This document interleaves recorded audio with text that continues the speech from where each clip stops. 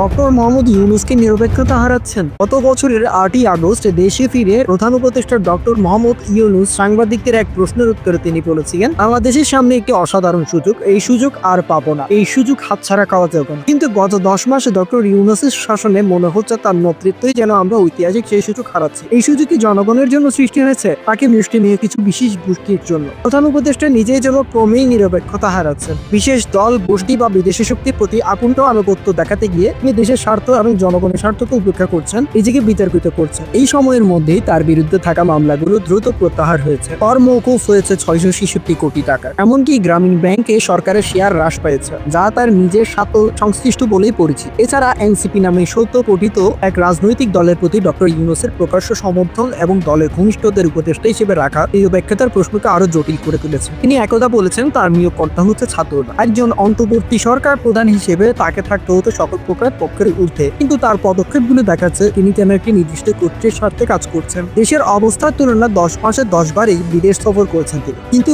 এই সময়ে বাংলাদেশিদের জন্য বহু দেশে ভিসা বন্ধ রয়েছে। ডিসেম্বরের নির্বাচন না দেওয়া আর অবস্থান, রাজনৈতিক দলগুলো মত উপেক্ষা এবং জাতিগত কূটনৈতিক বিষয়ে অস্বচ্ছ অবস্থান, সব মিলিয়ে জনমনে তৈরি হয়েছে প্রশ্ন, ডক্টর ইউনূস কি আর সেই নিরপেক্ষ গণমানুষের অভিভাবক আছেন, নাকি তিনি আজ নিজেই বিতর্কের কেন্দ্র? দেশবাসী এখন তার কাছে একটি স্পষ্ট অবস্থান ও নিরপেক্ষ ভূমিকা আশা করে।